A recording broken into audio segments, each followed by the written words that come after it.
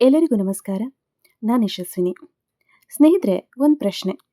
ನೀವು ನಿನ್ನೆ ಗೂಗಲ್‌ನಲ್ಲಿ ಒಂದು ಶೂ ಹುಡುಕ್ತಾ ಇದ್ರಿ ಅಂತ ಇಟ್ಕೊಳ್ಳೋಣ. ಇವತ್ತು ಇನ್‌ಸ್ಟಾಗ್ರಾಮ್ ಓಪನ್ ಮಾಡಿದ್ರೆ ಅದೇ ಶೂ ಅಡ್ವರ್ಟೈಸ್‌ಮೆಂಟು. ಫೇಸ್‌ಬುಕ್ ಓಪನ್ ಮಾಡಿದ್ರು ಅದೇ ಅಡ್ವರ್ಟೈಸ್‌ಮೆಂಟು. ಯೂಟ್ಯೂಬ್ ನೋಡಿದ್ರು ಅದೇ ಅಡ್ವರ್ಟೈಸ್‌ಮೆಂಟು.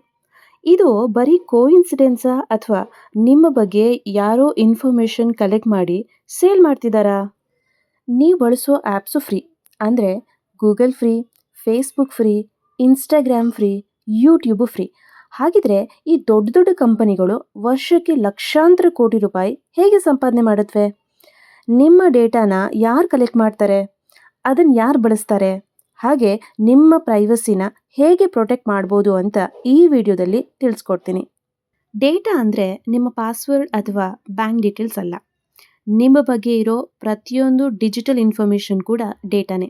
ಉದಾಹರಣೆಗೆ ನಿಮ್ಮ ಹೆಸರು, ಏಜು, ಲೊಕೇಶನ್ನು, ಯಾವ ಫೋನ್ ಯೂಸ್ ಮಾಡ್ತಿದ್ದೀರಿ, ಯಾವ ಆ್ಯಪ್ ಹೆಚ್ಚಾಗಿ ಬಳಸ್ತೀರಿ, ಯಾವ ವಿಡಿಯೋಸ್ ನೋಡ್ತೀರಾ, ಯಾವ ಲ್ಯಾಂಗ್ವೇಜ್ ಇಷ್ಟ, ಯಾವ ಆ್ಯಪಲ್ಲಿ ಆನ್ಲೈನ್ ಶಾಪಿಂಗ್ ಮಾಡ್ತೀರಾ, ಬೆಳಿಗ್ಗೆ ಎದ್ದ ತಕ್ಷಣ ಯಾವ ಆ್ಯಪ್ ಓಪನ್ ಮಾಡ್ತೀರಾ, ಇವೆಲ್ಲನೂ ಡೇಟಾನೇ. ಈ ಡೇಟಾನ ಯಾರು ಕಲೆಕ್ಟ್ ಮಾಡ್ತಾರೆ? ಅಂದರೆ ನೀವು ಆ್ಯಪ್ ಇನ್ಸ್ಟಾಲ್ ಮಾಡ್ತೀರಲ್ವಾ, ಆಗ ಅದು ಕ್ಯಾಮರಾ, ಲೊಕೇಶನ್, ಕಾಂಟ್ಯಾಕ್ಟ್ಸ್, ಮೈಕ್ರೋಫೋನ್, ಸ್ಟೋರೇಜ್ಗೆ ಪರ್ಮಿಷನ್ ಕೇಳುತ್ತೆ. ಕೆಲವರು ಏನನ್ನೂ ಓದದೆ ಅಲೋ ಅಂತ ಪರ್ಮಿಷನ್ ಕೊಟ್ಬಿಡ್ತಾರೆ. ಇದರಿಂದ ನಿಮ್ಮ ಬಗ್ಗೆ ಇನ್ಫಾರ್ಮೇಷನ್ ಆ್ಯಪಿಗೆ ಸಿಗುತ್ತೆ. ಇದ್ರ ಜೊತೆಗೆ ವೆಬ್ಸೈಟು ಕುಕೀಸನ್ನು ಕೂಡ ಬಳಸುತ್ತವೆ. ಈ ಕುಕೀಸ್ ಅಂದರೆ ನಿಮ್ಮ ಬ್ರೌಸರ್ನಲ್ಲಿ ಸೇವ್ ಆಗುವಂತಹ ಚಿಕ್ಕ ಫೈಲ್ಸು. ಇವು ನಿಮ್ಮ ಲಾಗಿನ್, ಲ್ಯಾಂಗ್ವೇಜ್, ಶಾಪಿಂಗ್ ಕಾರ್ಟ್ ಈ ಥರ ಇನ್ಫಾರ್ಮೇಷನನ್ನು ನೆನ್ಪಿಟ್ಕೊಳ್ಳಿಕ್ಕೆ ಸಹಾಯ ಮಾಡುತ್ತೆ. ಆದರೆ ಕೆಲವು ಕುಕೀಸು ಅಡ್ವರ್ಟೈಸ್ಮೆಂಟನ್ನು ಪರ್ಸನಲೈಸ್ ಕೂಡ ಮಾಡುತ್ತೆ. ಅದರಿಂದಾನೇ ಒಂದು ವೆಬ್ಸೈಟ್ನಲ್ಲಿ ನೋಡಿದಂಥ ಪ್ರಾಡಕ್ಟು ಇನ್ನೊಂದು ಆ್ಯಪಲ್ಲಿ ಅಡ್ವರ್ಟೈಸ್ಮೆಂಟ್ ಆಗಿ ಕಾಣೋಕ್ಕೆ ಸಿಗೋದು. ನಿಮ್ಮ ಡೇಟಾನ ಯಾರು ಯೂಸ್ ಮಾಡ್ತಾರೆ ಅಂದರೆ ಅಡ್ವರ್ಟೈಸಿಂಗ್ ಕಂಪನೀಸು. ನಿಮಗೆ ಸ್ಪೋರ್ಟ್ಸ್ ಇಷ್ಟನಾ, ಟೆಕ್ನಾಲಜಿ ಇಷ್ಟನಾ, ಕುಕ್ಕಿಂಗ್ ವಿಡಿಯೋಸ್ ನೋಡ್ತೀರಾ, ಅದಕ್ಕೆ ತಕ್ಕ ಹಾಗೆ ಅಡ್ವರ್ಟೈಸ್ಮೆಂಟ್ ತೋರಿಸ್ಲಿಕ್ಕೆ ಈ ಇನ್ಫಾರ್ಮೇಷನನ್ನು ಬಳಸಲಾಗುತ್ತೆ. ಎರಡನೇದಾಗಿ ಅನಾಲಿಟಿಕ್ಸ್ ಕಂಪನೀಸು.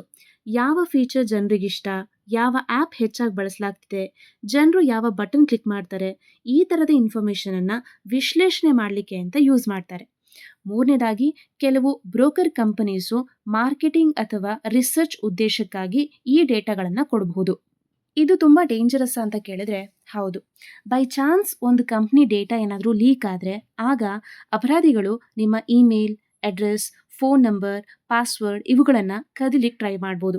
ಅದಕ್ಕೆ strong password, 2 factor authentication, app ಪರ್ಮಿಷನನ್ನು ಚೆಕ್ ಮಾಡೋದು ತುಂಬಾ ಮುಖ್ಯ.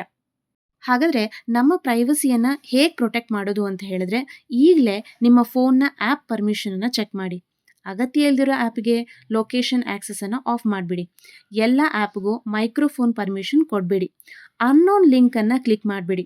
ಎಲ್ಲ ಅಕೌಂಟಿಗೂ ಒಂದೇ ಥರದ ಪಾಸ್ವರ್ಡನ್ನು ಯೂಸ್ ಮಾಡಿಬಿಡಿ. ಇವೆಲ್ಲ ನಿಮ್ಮ ಡಿಜಿಟಲ್ ಪ್ರೈವಸಿನ ಪ್ರೊಟೆಕ್ಟ್ ಮಾಡುತ್ತೆ. ಸೊ ಸ್ನೇಹಿತರೆ, ಈ ಜಗತ್ತಲ್ಲಿ ಯಾವುದೂ ಫ್ರೀಯಾಗಿ ಸಿಗಲ್ಲ.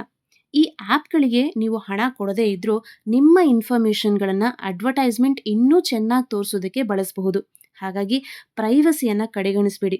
ಅದರಿಂದ ಬಹಳ ಜಾಗ್ರತೆಯಿಂದ ಟೆಕ್ನಾಲಜಿಯನ್ನು ಬಳಸೋಣ ಅಂತ ಹೇಳ್ತಾ ಇವತ್ತಿನ ವಿಷಯವನ್ನು ಕೊನೆಗೊಳಿಸ್ತೇನೆ. ಧನ್ಯವಾದಗಳು.